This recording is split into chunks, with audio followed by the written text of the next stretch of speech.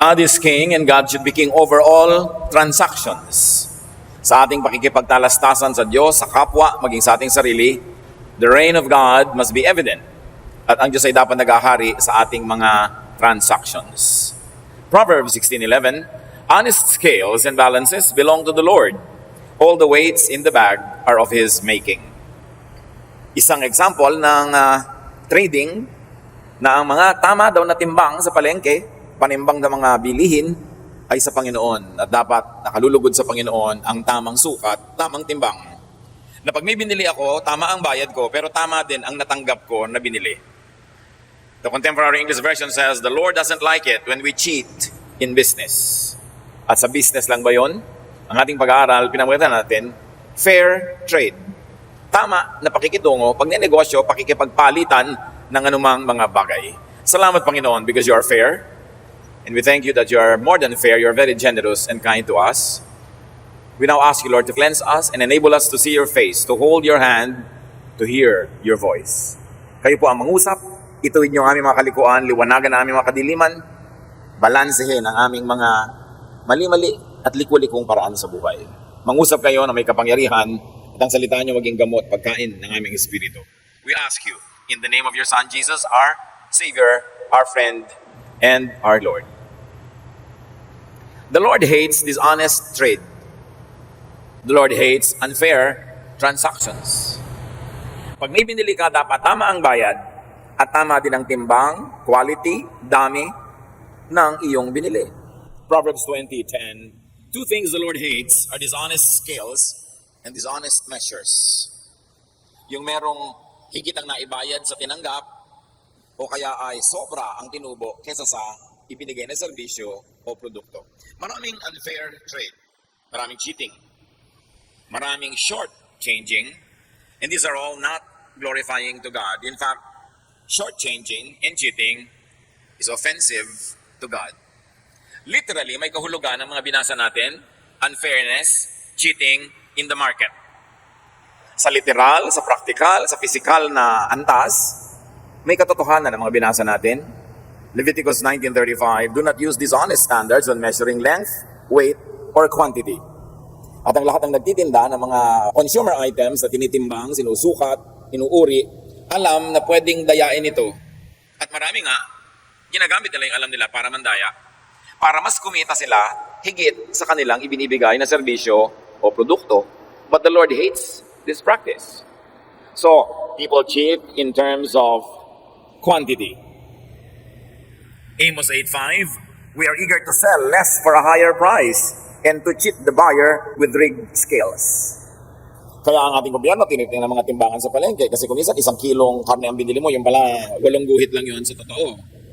Yung pala mali ang dami, konti lang. At kung binibilang, nadadaya ka kumisa sa bilangan, nagpapapalit ka ng pera kumisa sa money changer, sa bilis ng kamay niya, kulang ang binibigay sa iyo, akala mo tama, pagbalik mo, ayaw na niyang tanggapin. Dahil sabi niya, tama yan, no, binigay ko sa iyo. All such things, dishonesty in quantity, and there's also dishonesty in quality. Proverbs 20:14, yung bumili naman ito, it's no good, says the buyer, then goes off and boasts about the purchase. May ganun mga mamimili, pipintasan yung tinda para bumaba ang presyo. Pagkatapos, pagka nabili na niya, ipagyayabang niya, ang mura ko ito nakuha. Nadaya ko yung buyer. Mas marami akong nakuha kaysa binayad ko. At maraming tuwang-tuwa pa ganyan. Yung mga mahihirap na tindera, uuwi na lang sila, babaratin mo dahil mabubulok na yung kamatis, mabubulok na yung saging, napipilitan na silang ibenta yon. So tuwang-tuwa ka ngayon na nanggipit ka ng kapwa, ang mura na yun nabili. Amos 8:6, we want to mix in some chaff with grain. O pinaghahalo daw yung balat ng mga butil at saka yung butil, mga darak at bigas, para mapuno ang sisidlan. Akala mo ang lahat ng binili mo, prime commodity, yung pala may halong basura. Hindi lang sa palengke ang dayaan. May dayaan din sa workplace. Yung mga binabayaran ng husto pero hindi naglilingkod ng husto. Meron naman, pinaglilingkod ng husto pero hindi sinusweldohan ng tama. Parehong pandaraya yon. James 5:4-5, look, sabi sa employer na madaya sa pagpapasweldo, the wages you failed to pay the workers who mowed your fields are crying out against you. The cries of the harvesters have reached the ears of the Lord Almighty. You have lived on earth in luxury and self-indulgence, You have fattened yourselves in the day of slaughter. Yun daw ang naghihintay sa mga taong nagsasamantala sa mahihirap na mga manggagawa. Sweldo na, hindi pa pinapasweldo, pinapatagal pa, iniipit-ipit ang mga pasweldo.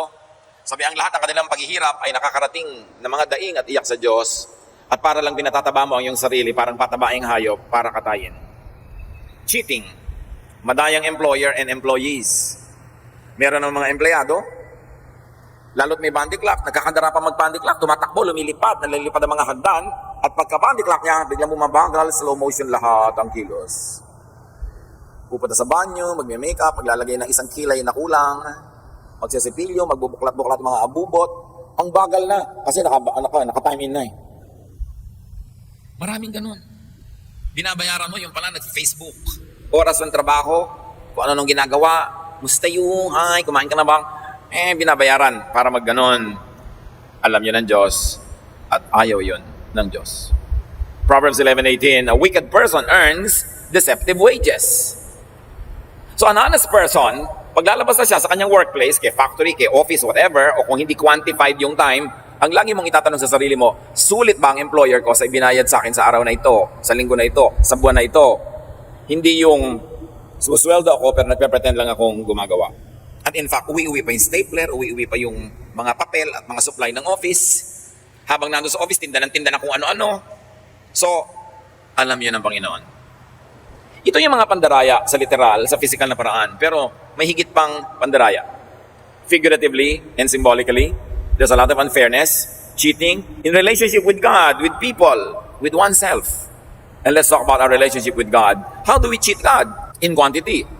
Sabi sa Malakay 3:8-9, will a mere mortal rob God? Yet you rob me. But you ask, how are we robbing you? In tithes and offerings, you are under a curse because you are robbing me. Sabi ng Diyos. Dinadaya mo pa ako, lagi pa itinatanong, sa gross ba o sa net, basta kung saan mas ganansyado ka, doon ka pa pupunta. Sabi ko, you're robbing me. How else do we make an imbalance in our trade with God, in our relationship and transaction with God? Exodus 28:10. Remember the Sabbath day by keeping it holy. 6 days you shall labor and do all your work, but the 7th day is a Sabbath to the Lord your God. And the Sabbath has come to me not only rest, but also a day of prayer, day of worship. Maraming mga tao, shortchange ang Diyos. Binibigyan siya ng 6 days a week para sa kanyang lahat ng gawain, and the 7th is for the Lord. Tapos kumisan, wala pa ni isang oras for the Lord, wala pang 30 minutes, absent pa, or konting. Late darating sa worship, at unang-unang aalis, nagkakandara pa sa pag-alis. Kulang, either sa pahinga, o kulang sa worship, yun naman ang purpose ng ikapitong araw ng pahinga. Yung iba, hindi pa sumisipot. Lalo pag long weekend. Wala lahat. Long na nga yung weekend, ang dami-dami ng day ng weekend, pati worship sacrificed.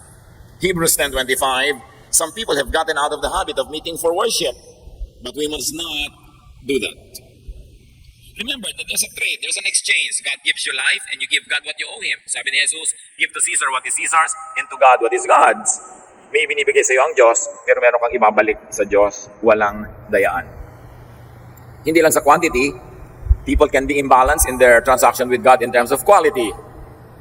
Kakanta ng hindi memoryado ang kanta, kakanta ng hindi alam ang kanta, maglilid ng Bible study na hindi handa, magtuturo na hindi handa, magmi-minister na pahuli-huli, low quality.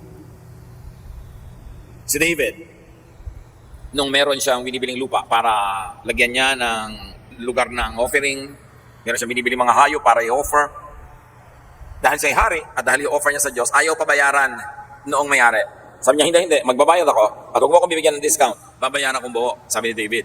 2 Samuel 24:24, I insist on paying for it.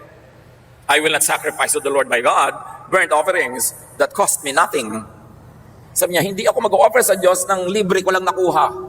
Hindi ako nagbayad ng buo at ganap. Hindi ganon ang paggalang ko sa Diyos. Sabi ni David. Quality. Mark 12:41-44. Jesus was sitting in the temple near the offering box and watching people put in their gifts. He noticed that many rich people were giving a lot of money. Finally, a poor widow came up and put in 2 coins that were worth only a few pennies. Jesus told his disciples to gather around him. Then he said, I tell you that this poor widow has put in more than all the others. Everyone else gave what they didn't need.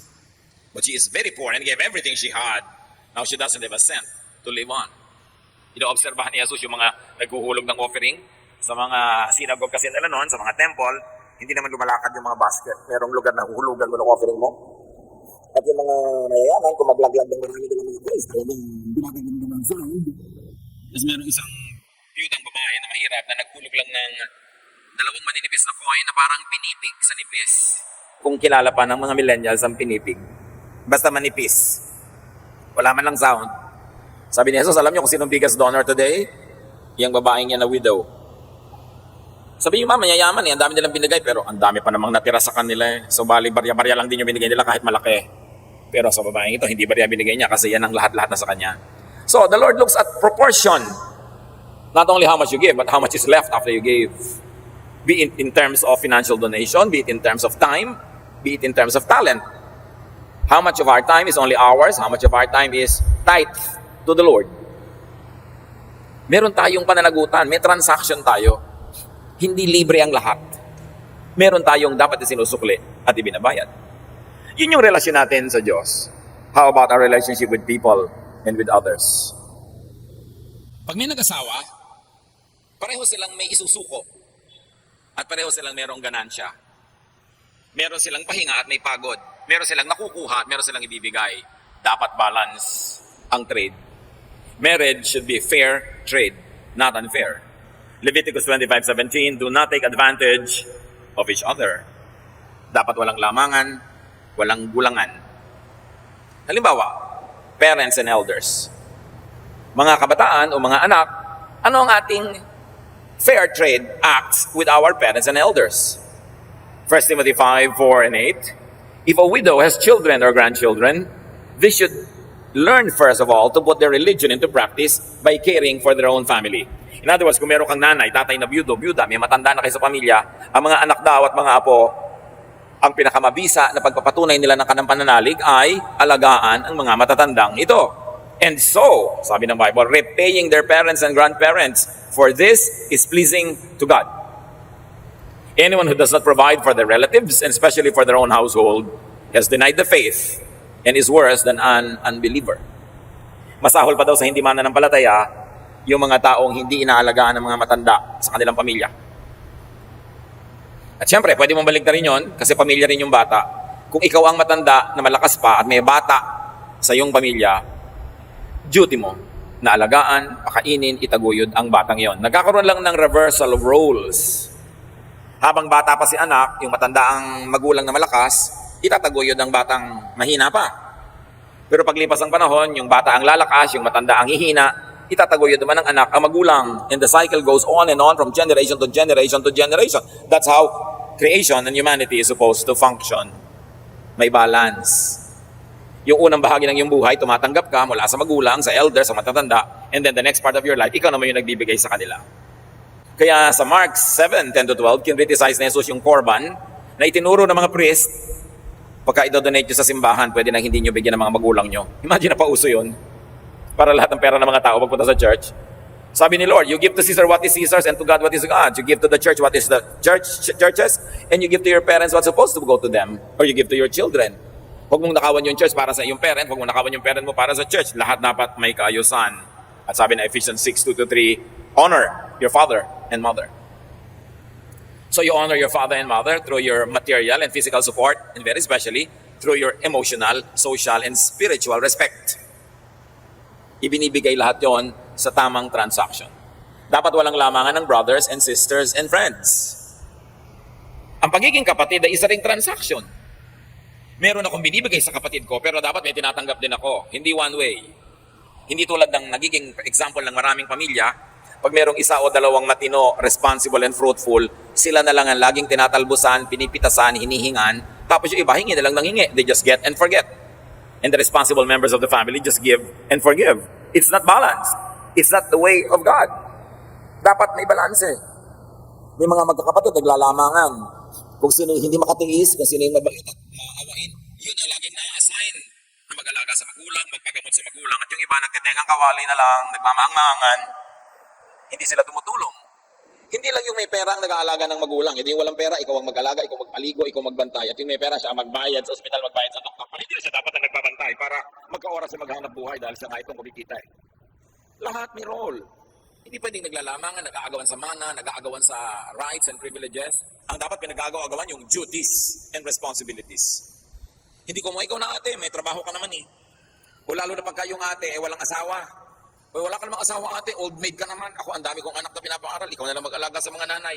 Yun nga eh, ako nga walang asawa, so pagtanda ko, walang mag-aalaga sa akin, kaya dapat mag-save ako, di ba? Tapos inuubos mo lahat. Pagtanda ko, wala akong saving, wala akong anak. Ikaw, may mga anak ka na magtataguyod sa'yo. Tapos gusto mo akong maubusan ngayon. Dapat fair. Hindi assign ka na lang ng assign kung sino ang responsible, kawawa. Nababalagoong. Lagi ka na lang taya pagka mabait ka. Hindi yun tama. At meron ding transaction ang mag-asawa. There's cheating in relationship with one spouse or partner. Sabi ng Ecclesiastes 9:9, enjoy life with your wife, not with someone else's wife. Or not with someone else, tapos pera yung wife mo. Sabi niya, enjoy life with your wife. Kasi kasama mo yan sa hirap. Matapos kang alagaan, ipaglaba at mga anak na mga anak mo, ngayon, ipagpapalit mo sa 14 anyos. Eh dapat nga yung pagtanda niya, kaya nga tumanda yan dahil sa iyo eh. So dapat mo siyang alagaan at itaguyod. May pananagutan ng mag-asawa sa isa't isa, even moments of intimacy and private joys together. It's not just a privilege, it's also a duty. 1 Corinthians 7:5, do not deprive each other except perhaps by mutual consent and for a time, so that you may devote yourselves to prayer, then come together again. Of course, 1 Corinthians 7:5 is talking about intimate relations between the husband and the wife. Sabi ganun, huwag niyong pagkakaitan ng isa't isa. Dapat lagi kayo nagbibigay sa isa't isa. At kung sakasakali man na gusto niyo mag-focus sa kada dasal, sa mga moment that you want to do very spiritual things, do it shortly. And right after that, you go back together again. Ganon ang buhay may asawa. Hindi yung pagod ako, masakit ang ulo ko, wala ako sa mood. Walang ganon. Sabi sa Bible, the body of the wife belongs to the husband, and the body of the husband belongs to the wife. Mayroong pananagutan. Deuteronomy 24:5, if a man has recently married, he must not be sent to war or have any other duty laid on him. For 1 year, he is to be free to stay at home and bring happiness to the wife he has married. Can you imagine 1 year? Siguro pag bagong kasal, walang military duty. Hindi pwede mag-duty na malayo. Dapat laging kapiling ng asawa, 1 taon na magpaligaya sa asawa. Deuteronomy 24:5. Nakikita niyo yung pananagutan, kaya dapat kung mag-asawa lang, honest, fair sa isa't isa, wala na dapat space yung unhappiness, discontentment, tapos naghahanap patuloy ng ligaya sa ibang kandungan. Do your marital duties, enjoy your marital privileges. It's a trade, and it must be fair trade. Meron pa, dahil yung lalaki o yung babae ang may trabaho sa labas at kumikita, laging kung itrato yung nando sa bahay na spouse, akala mo, wala naman trabaho yan sa bahay lang yan. May magte-text pa sa akin o may message sa Facebook, Tito, wala naman po akong trabaho, housewife lang ako. Hindi ba trabaho maglaba, mamalansya? Pag may baha, binubuhat mo yung mga refrigerator, pagka mayroong tulo yung bubong, inaakyat mo. Pagka may magnanakaw, kinakarate mo. Pagkatapos yung mga anak mo, hinatid mo sa school, luto ka dito, hugas ka doon, namamalengke ka, nakakaliskis ka ng mga isda, pagod na pagod ka. Hindi ba trabaho yun? Trabaho yun. Trabaho, wala sweldo. Kaya dapat hindi sinasabi nung may trabaho ngayon, ako kumikita, pera ko. No. Kung wala kang asawang nag-aalaga sa bahay mo, sa buhay mo, sa mga anak mo, hindi ka rin makakapag-focus sa trabaho. Hindi ka makakapasok on time, wala kang isusuot. Kaya dapat fair ang samahan ng mag-asawa. Walang dayaan. May binibigay ka, may tinatanggap ka. That is God's command, and that is God's will. At syempre, wala din dapat dayaan on one's children. Bihira, pero meron din, yung magulang pa ang nandadaya sa anak. Pero nangyayari yun. Kaya sabi sa Ephesians 6:4, fathers, do not exasperate your children. Huwag niyo silang sagarin. Huwag niyong inisin to the point na maging rebelde. Ang bata-bata pa, siya mong pinaghahanap buhay, tas ikaw, nagsusugal, ikaw, nagchichismis lang, tas yung mga bata, nagtitinda na kung ano sa lansangan, tas yung tatay, lasing, adik-adik. Sabi sa 2 Corinthians 12:14, children are not supposed to save up for their parents, but parents are supposed to take care of their children. Yung mga bata, habang bata pa, hindi sila dapat na nagsusupport sa magulang. Dapat yung magulang ang nagsusupport sa bata. Habang bata. Siyempre, dadating ang panahon, yung bata, hindi na bata, siya na yung nasa katanghalian ng buhay, siya na ngayon na magsusupport sa kanyang magulang na nasa sunset na ng buhay. May reversal. Pero hindi obligasyon ng mga batang maliliit na buhayin ng kanilang magulang. Pananagutan yon ng mga magulang. So meron unfairness to people, and there's also unfairness to the community and to the nation. 1 Peter 2:13, submit yourselves for the Lord's sake to every human authority. Pag no parking, no parking. Pagka no littering, no littering. Pag pay your taxes, pay your taxes. Maraming mga tao gusto nila ma-enjoy yung privilege ng pagiging citizen ng isang bansa. Pero ayaw nila ng duty, ayaw nila magbayad ng buwis, ayaw nila sumunod sa batas. Sa mga mamamayan, mayroong pananagutan sa bayan para ang bayan ay tumino. At ang mga nangunguna, lalo namang may pananagutan para tumino ang bayan. Kaya si Solomon, nung ginawang hari, sabi ng Panginoon, pumiling ka kahit anong gusto mong hilingin, bibigay ko sa iyo. Dahil kukoronahan kang hari. Si Solomon humingi ng karunungan. 2 Chronicles 1:7-12, Solomon asked for wisdom to govern. Sabi niya, napakadakila po ninyo, dakila ang inyong bayan, dakila ang mga tao nito, so turuan niyo akong maging mabuting administrador. Give me wisdom. Huwag kayong nagboboto nung walang wisdom kasi lugi ang bayan. Huwag kayong nagboboto ng mga tamad, mga walang vision, walang pagmamahal sa tao, sa taong bayan, kasi malulugi ang bayan. May pananagutan ng mamamayan at ang mga namumuno para patinuin ang isang bansa. There should be correct balance between rights and privileges and duties of citizens and even of leaders. Meron din tayong unfairness with our dealing with humanity sa pangkalahatan ng kapwa. Kumisan sa ating sobrang pagiging malaya sa sarili, nasa-sacrifice na yung buhay ng iba. Your rights stop when it begins to intrude on other people's rights. Hindi ko mo may karapatan ka, pwede mo nang tapakan yung iba. Ang karapatan mo hanggang hindi ka palang nakakatapak ng iba. Mga kabataan, may karapatan naman kayo maging bata, mag-enjoy sa buhay, maraming matutunan, maraming maranasan. Until hindi nyo natatapakan yung parental rights naman ng mga magulang nyo. May rights sila na sundin ninyo. May rights sila na kaibantayan, gabayan, utusan, bigyan ng mga assignment. Right din nila yon. Hindi ko mo, I have my human rights as a child. Paano naman yung human right ng parents? So dapat may balance ang samahan ng magulang at ng anak. Hindi one way na parang fascist dictator yung magulang, wala nang right yung anak. At hindi rin naman naging hari yung mga anak na sila lang nasunod, binaliwala ang magulang. Give and take. May tamang lugar para sa lahat ng bagay na ginagawa sa silong ng langit. 1 Peter 2:16-17, live as free people, but do not use your freedom as a cover-up for evil. Show proper respect to everyone. Young people, yes, you have rights to be young, to be happy, to enjoy, but show respect to your parents. Lalong-lalo kung minorte edad ka, nasa silong ka ng pangangalaga, pangangasiwa ng iyong magulang. Pag may conflict of interest kayong dalawa, dapat parental authority ang masunod, hindi yung anak kasi siyang magulang. Bakit ba mayroong chain of command? Bakit mayroong authority? It is to settle disputes. Kaya nga kuminsan, nakalagay pa sa Bible, wife, submit to your husband. Yung submission na yon, pag mayroong grave conflict of interest, na pagka hindi nag-submit yung isa sa isa't isa, maghihiwalay na lang sila. So mabuti pa, para manatiling magkasama, there should be submission. But not on everything. Hindi hanggang kung anong kakainin mo, anong susuot mo, anong kulay lang yung buhok, sabit ka ng sabit. Sa mga area na sobrang magkabangga ang inyong pananaw, for the sake of preserving your relationship, one should submit to the other. And the tradition of the Bible has it that the woman submits. But many values in the Bible have changed even during the Bible times. Nag-a-adjust yun. Kung anong ibig sabihin nun. Ang ibig sabihin lang na mahalaga, unity. Kaya may submission, kaya may authority. So mga anak, pag merong grave conflict of interest with your parents, you should know na parents dapat namang ibabaw. Sila ang binigyan ng Diyos ng ganong tungkulin at karapatan. Lumagay sa lugar. Kahit ang mga orchid kumakapit sa puno, hindi tumutubo sa kung saan na lang. Ang water plant nasa water, ang cactus nasa desert. Lumalagay sila sa lugar. So ang magulang dapat nasa lugar, ang anak nasa lugar, ang manugang nasa lugar, ang apo. Everybody should take your correct place para walang conflicts or minimize lang ang conflicts. Philippians 2:3-4, in humility, value others above yourselves. We should also be fair to the environment, to the planet. Yung environment ang nagbibigay sa atin ng buhay natin eh. Instrument sila ng Diyos. Bakit ka humihinga ng oxygen? when you inhale? Dahil may mga puno na nag-exhale ng oxygen. Pag walang puno, walang oxygen, wala tayong hihingahin. Why are you killing all the trees? Yung oxygen mo, hihingahin naman ng puno.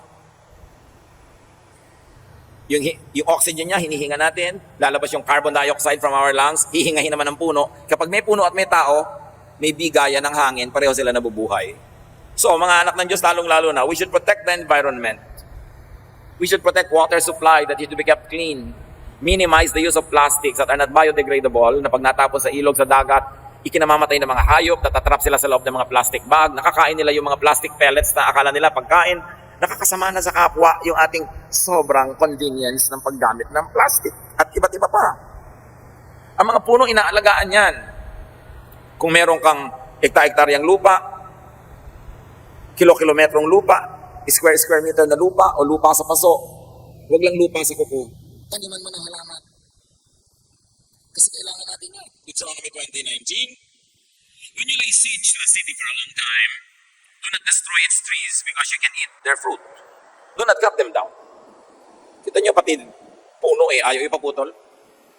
Sabi niya, kung may giyera, huwag niyo idamay mga halaman. Huwag niyo sila sunugin, huwag niyo silang putulin. Kasi kailangan niyo rin ang bunga nila. Dapat minamahal natin ang kalikasan. Yung mga likha ng Diyos. We should recycle as much as possible. We use too much, we consume too much. Kaya kung meron kang lalagyan ng isda pag mamimili ka sa palengke, o sa supermarket, hindi mo na kailangan ng plastic. Dala-dala mo na bag. Kasi dala-dala mo yung lalagyan mo patulit-ulit para sobrang consumption ng mga litong bagay. We are destroying our oceans so quick that probably in 20, 30 years there will be more plastic bags floating than fish. Eh, ang unang commandment, alam niyo kung ang unang commandment ng Diyos? Sabi kay Adan, take care of the garden. Take care of the animals and the plants. Dapat may balance ang relationship natin with the plants and the animals on the planet. Hindi tayo lang ang wagi, tayo lang ang gumagamit, tayo lamang ang nagko-consume. You were created by God. You did not create yourself. Then you are sustained by God. Therefore, you are not your own. In fact, the Bible says you are not your own. You were bought at a price. So glorify God in your bodies. So be aware of unfairness and cheating in your relationship with your own self, with oneself. Marami sa mga tao unfair sa sarili. Sobrang magsakripisyo, hindi kumakain ng tama, hindi nagpapahinga ng tama, o kaya hindi sakripisyo, may mga bisyo kung ano-ano na papabayaan ng katawan. You've got to be very fair to yourself, to your body, because your body gives you a house for your spirit, a house for your brain. When it dies, the brain will die and the spirit will go. You have to take care of your body. Ephesians 5:29, no one ever hated his own body, but they feed and care for their body. So alam mo na yung mga masasamang pagkain, huwag mo nang kainin. Although of course, yung iba, nalalaman natin, akala lang pala natin masama, pauso lang pala ng mga may gustong ibang itinda na yun ang kainin natin, yung tinda nila. Siyasatin mo rin, suriin, pero matapos mapatunayan ko anong mabuti at masama, huwag nang pasaway. Huwag nang ipilit na kainin yung hindi mabuti sa katawan. Diabetic ka na nga, panay pang inom mo ng mga soda, panay pang inom mo ng mga sweetened juices, kain ka pa ng kain ng timba-timbang kanin, alam mo nang hindi mabuti sa'yo. May heart problem ka na nga, mayroong problema na ang iyong katawan, kain ka pa ng kain ng mga bawal, ungodly ang ganyan ha. Si Adan, inutusan, alagaan ang hardin, ang halamanan, at ang kauna-una ang halamanan na yon, katawan ng tao. Ecclesiastes 11:9, you who are young, be happy while you are young. Follow the ways of your heart and whatever your eyes see. Magandang teaching yan. You are free to do what you want to do. You've got to enjoy your life at whatever age, but within the context, not at the expense of family or society. O young person, you want to be happy, you want to enjoy. Pero madaling araw na, hindi ka pa umuwi, nag-aalala na yung mga magulang mo. Hindi na yun freedom. You're already infringing upon the rights of your parents.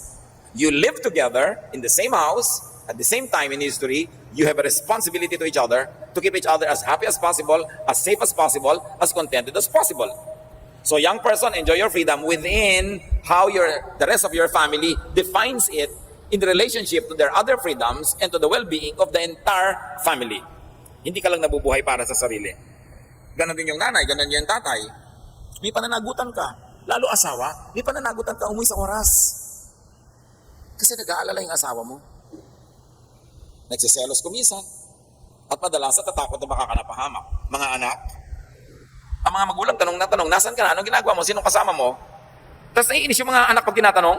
Ang totoo, ang tunay na tanong anak ay ito, buhay ka pa ba? Yun lang yun, sari-sari yung tanong, how are you? Nasaan ka? Ano ginagawa mo? Ano kinakain mo? Gusto lang malaman kung buhay ka. Kasi one of the greatest fears ng parents, baka nabarog na yung anak nila habang nalalaglag sa isang tricycle, o baka may sumaksak sa dilim, baka nahulog sa ilog, wala nang nakakita, baka namatay na. Baka may nangyari ng masama. Kaya hanap ng hanap, tanong ng tanong. Mga bata naman iinis pag hinahanap sila. Nakakainis naman kayo, hanap kayo ng hanap. Mainis ka sa buhay pag wala naghahanap sa'yo. Yun ang nakakainis. Nobody cares? Yun ang nakakainis. Basta't mag-asawa, magkapatid, magulang, anak, magkakasama sa kumpanya, mayroon tayong pananagutan sa isa't isa to keep each other as happy and as safe as possible. So our personal liberties must be measured within the context of the enjoyment and well-being of the entire community where we belong.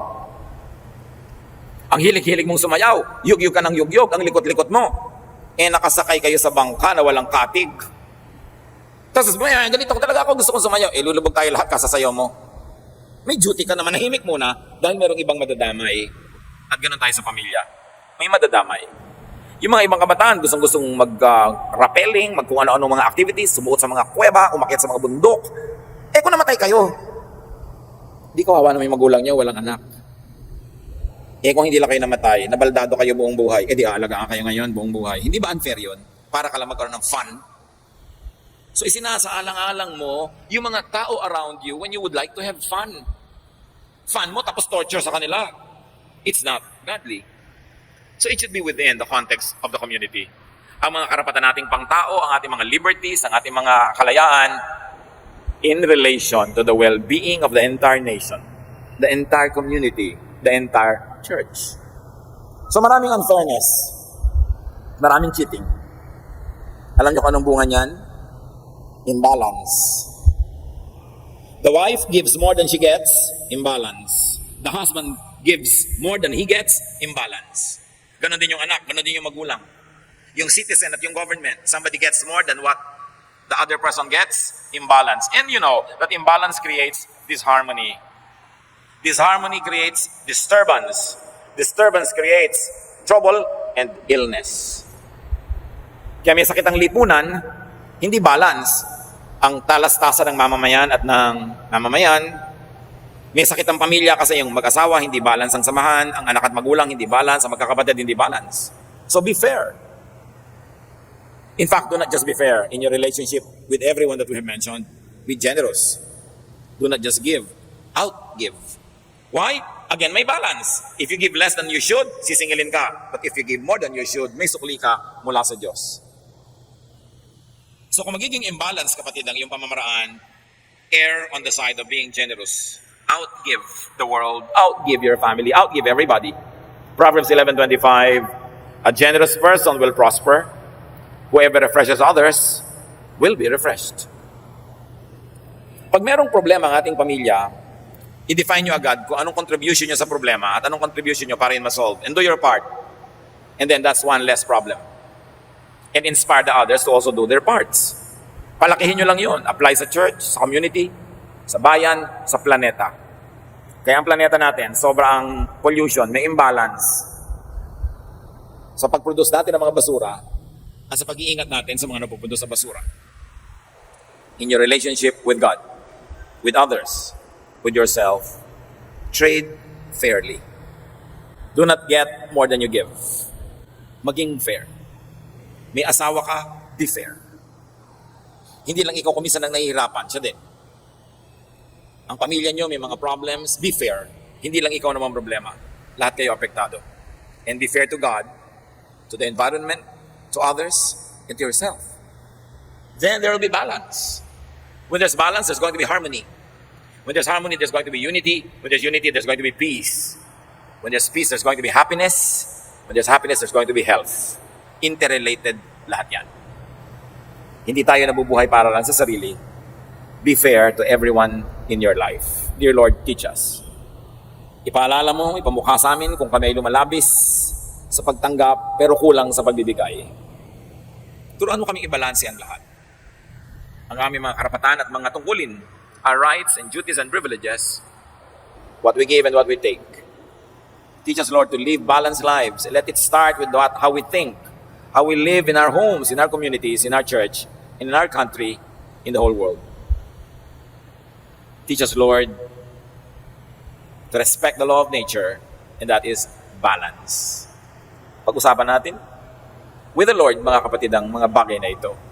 Manahimik, siyasatin ang sarili, at hayaan ang Espiritu ng Diyos ang magsabi sa atin, ito para sa iyo, ito dapat mong gawin, ito dapat mong tigilan.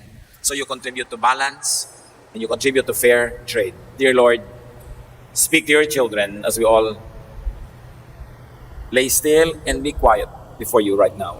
Mangusap po kayo sa sandali ng katahimikan. Turuan niyo kami ng personal and private application of all these things. Manatili tayo sa presensya ng Panginoon.